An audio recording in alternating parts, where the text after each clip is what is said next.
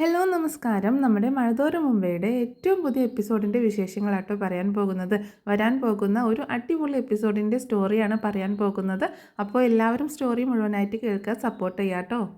അങ്ങനെ നമ്മുടെ വൈജയ്ക്ക് ആക്സിഡൻറ്റ് സംഭവിച്ചേക്കുകയാണ്. അങ്ങനെ ആക്സിഡൻറ്റ് സംഭവിച്ച സമയത്ത് നമ്മുടെ അലീനയാണ് വൈജയെ കെയർ ചെയ്യുന്നത്. അലീനയാണ് ബ്ലഡ് കൊടുക്കുകയും ഒക്കെ ചെയ്യുന്നത്. പക്ഷേ ഞാനിപ്പോൾ പറയാൻ പോകുന്ന സ്റ്റോറി എന്ന് പറഞ്ഞിട്ടുണ്ടെങ്കിൽ അതൊന്നുമല്ല കേട്ടോ. അങ്ങനെ വൈജയെ ഹോസ്പിറ്റലിൽ നിന്ന് ഡിസ്ചാർജ് ചെയ്യുകയും ഒക്കെ ചെയ്യുന്നുണ്ട്.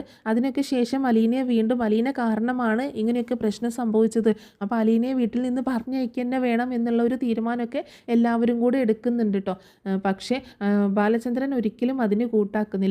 അങ്ങനെ ആ സമയത്ത് നമ്മുടെ രാജീവ് വന്നിട്ട് പറയുന്നുണ്ട്, എനിക്കത് അത്രയ്ക്ക് വിശ്വസിക്കാൻ പറ്റുന്നില്ല. ബാലചന്ദ്രൻ്റെ മകളാണ് അലീന എന്നുള്ള കാര്യം എന്ന് പറയുമ്പോൾ ശിവേട്ടനൊക്കെ അതിനെ സപ്പോർട്ട് ചെയ്താണ് സംസാരിക്കുന്നത് കേട്ടോ. അങ്ങനെയല്ല, ബാലചന്ദ്രൻ പറഞ്ഞ കാര്യങ്ങളൊക്കെ വെച്ച് നോക്കുമ്പോൾ പിന്നെ ഇത്രയും വർഷങ്ങളായിട്ട് അങ്ങനെ ഒരു സംഭവം, ഒരു സൂചന പോലും ബാലചന്ദ്രൻ്റെ ഭാഗത്ത് നിന്ന് വൈജയ്ക്ക് പോലും കിട്ടിയിട്ടില്ലല്ലോ. ഇതൊക്കെ അയാൾ മെനഞ്ഞെടുത്ത കഥകളാണ്. അയാൾക്ക് അങ്ങനെ ഒരു അഫെയർ ഒന്നും ഉണ്ടായിരുന്നില്ല. അയാൾ അങ്ങനെ ഒരു അഫെയറിൽ ചെന്ന് വീഴുന്ന ആളൊന്നുമല്ല. പക്ഷേ ഇപ്പോൾ അയാൾ അലീനയെ എവിടെ എങ്ങനെയെങ്കിലും പിടിച്ചു നിർത്താൻ വേണ്ടിയിട്ട് ഇങ്ങനെ ഒരു കള്ളക്കഥ മെനഞ്ഞെടുത്തതാണ് എന്ന് പറയാട്ടോ. അപ്പോൾ ഈ നമ്മുടെ രാജീവിൻ്റെ ഈ സംശയം കമലയും ശരിവെക്കുന്നുണ്ട്. ഒരു പക്ഷേ അങ്ങനെ ആയിരിക്കും, അവളെ ഇവിടെ പിടിച്ചു നിർത്താൻ വേണ്ടിയിട്ട് ആയിരിക്കും അയാൾ ഇങ്ങനെയൊക്കെ ഒരു കള്ളക്കഥ മെനഞ്ഞെടുത്തിട്ടുണ്ടാവുക. അപ്പോൾ ഇനിയിപ്പോൾ നമ്മൾ എന്ത് ചെയ്യും? ഇതെങ്ങനെ തെളിയിക്കും?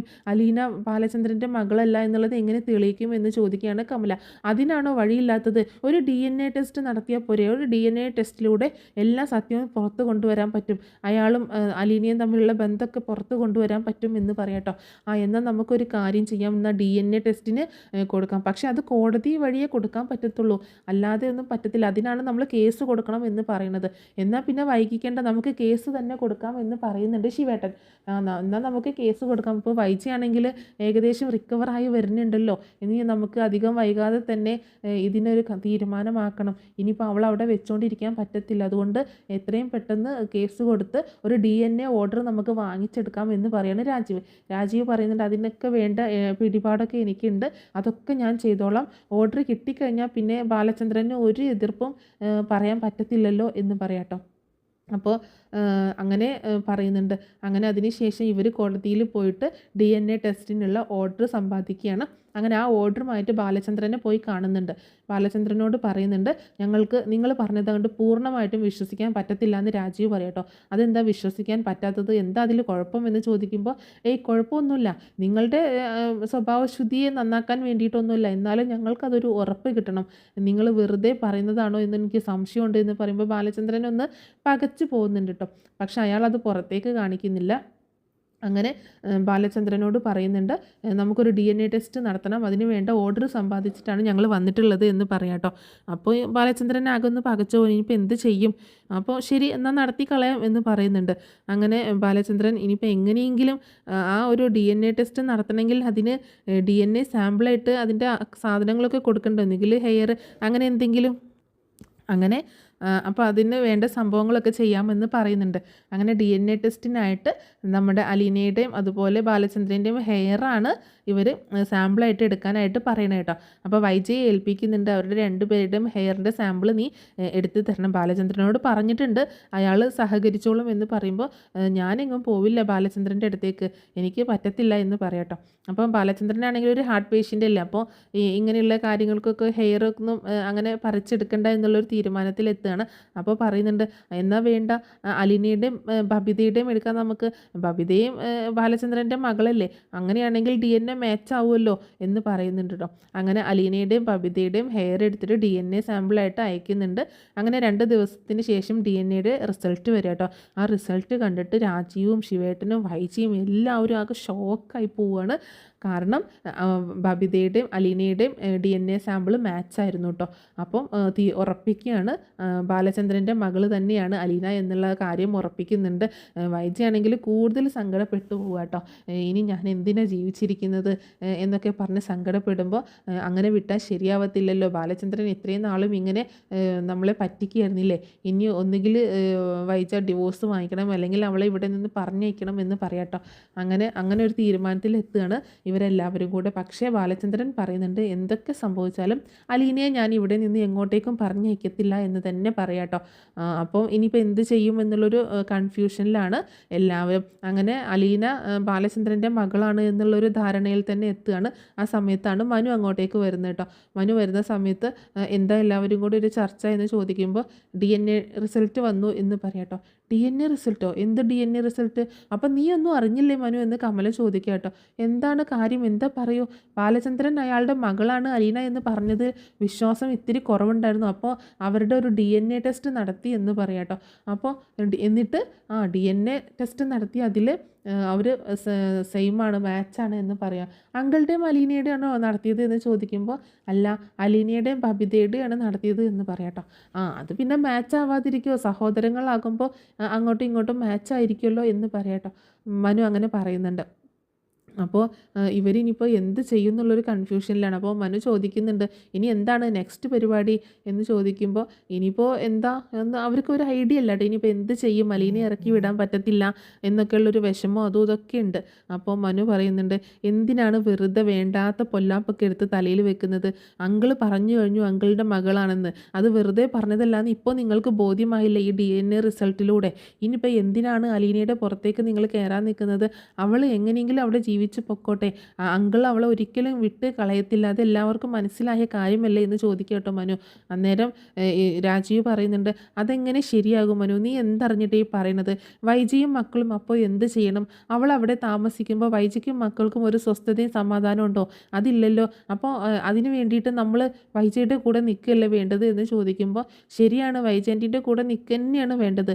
അതുകൊണ്ട് തന്നെയാണ് ഞാൻ പറയണത് കൂടുതലൊന്നും പ്രശ്നങ്ങൾക്ക് പോണ്ട, അങ്കിളുടെ മകളായിട്ട് തന്നെ ഇരുന്നോട്ടെ എന്ന് പറയാട്ടോ. അപ്പോൾ ഇവരാണെങ്കിൽ നമ്മുടെ മനുവിൻ്റെ ഈ സംസാരമൊക്കെ കേട്ടിട്ട് അവർക്ക് ഭയങ്കര ദേഷ്യം വരികയാണ്. അങ്ങനെ ഈ റിസൾട്ട് അറിഞ്ഞതോടുകൂടിയിട്ട് വൈജിയും ആകെ ഷോക്കഡ് ആയിട്ടുണ്ട്. അങ്ങനെ വൈജ മകളോട് പറയുകയും ചെയ്യുന്നുണ്ട്, ബബിതയോട് പറയുന്നുണ്ട് നിൻ്റെ അച്ഛൻ്റെ സ്വന്തം മകൾ തന്നെയാണ് അലീന, ഇത്രയും നാൾ ചതിക്കുകയായിരുന്നു, നിങ്ങളുടെ DNA സാമ്പിൾസ് കൊടുത്തത് മാച്ചായി എന്ന് പറയുമ്പോൾ ബബിതയും ആകെ ഷോക്കായി പോകട്ടോ. ഇനി എന്ത് ചെയ്യും അമ്മ, എങ്ങനെ അവളെ ഇവിടെ നിന്ന് പറഞ്ഞയക്കും എന്നൊക്കെ ചോദിക്കുകയാണ്. എന്തെങ്കിലും വഴി കാണണം, അല്ലാതെ ശരിയാവത്തില്ല, അവളെ ഇവിടെ ഞാൻ വെച്ച് വാഴിക്കത്തില്ല എന്നൊക്കെ നമ്മുടെ വൈജയന്തിയും പറയുന്നുണ്ട്.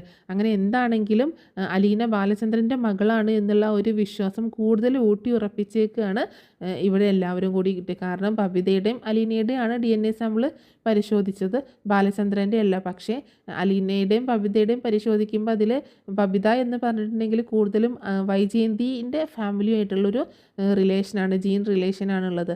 അതുകൊണ്ട് തന്നെ അലീനയുടെയും ബബിതയുടെയും ഹെയർ സാമ്പിളായിട്ട് കൊടുത്ത സമയത്ത് അവരുടേത് മാച്ചായിട്ട് വന്നേക്കുകയാണ്.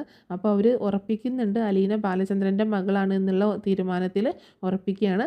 പക്ഷേ ആ സമയത്താണ് നമ്മുടെ ഗംഗാധരൻ വിളിക്കുന്നത് കേട്ടോ. ഗംഗാധരനെ വിളിക്കുന്ന സമയത്ത് ശിവേട്ടൻ പറയുന്നുണ്ട് ഇവിടെ ഇത്രയൊക്കെ പ്രശ്നങ്ങളുണ്ട്, ഗംഗേട്ടൻ ഒന്ന് ഇവിടെ വരണം എന്ന് പറയുമ്പോൾ എന്താണ് ശിവ നീ പറഞ്ഞോ എന്ന് പറയാട്ടോ. അപ്പോൾ ഇവിടെ ഉണ്ടായ പ്രശ്നങ്ങളൊക്കെ പറയുന്നുണ്ട്. അങ്ങനെ അവസാനം DNA റിസൾട്ട് വരെ നടത്തി അത് മാച്ചാണെന്ന് പറയാട്ടോ. അപ്പോൾ ഗംഗേട്ടൻ ചോദിക്കുന്നുണ്ട് ബാലചന്ദ്രൻ്റെയും അലീനയുടെയും DNA ആണോ നടത്തിയത്, അതാണോ മാച്ചായത് എന്ന് ചോദിക്കുമ്പോൾ അല്ല, അലീനയുടെയും ബബിതയുടെയും കൂടി DNA ആണ് നടത്തിയത്, അവർ തമ്മിൽ മാച്ച് വന്നു എന്ന് കാണിക്കാട്ടോ.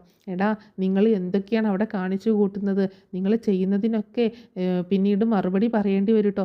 ബാലചന്ദ്രൻ്റെ അടുത്തേക്ക് നിങ്ങൾ വല്ലാണ്ട് മുട്ടാനായിട്ട് പോവണ്ട, അയാൾ ആകെ പിടിവിട്ട് നിൽക്കുകയാണ് എന്ന് പറയുമ്പോൾ അത് ഗംഗേട്ടനെ എങ്ങനെ അറിയാം? ഗംഗേട്ടൻ അന്ന് ഇവിടെ വന്ന് പോയതല്ലേ?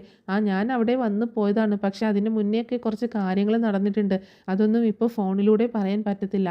എന്താണെങ്കിലും നിങ്ങളിപ്പോൾ ബാലചന്ദ്രനെ ഒടുക്കാനായിട്ട് നിങ്ങൾ പോയി നിൽക്കുക വേണ്ട, അത് വേറൊരു രീതിയിലേക്കായി മാറും എന്ന് പറയുമ്പോൾ ഗംഗേട്ടൻ എന്തായി പറയണത്, ഒന്ന് തെളിച്ച് പറ എന്ന് പറയാം കേട്ടോ.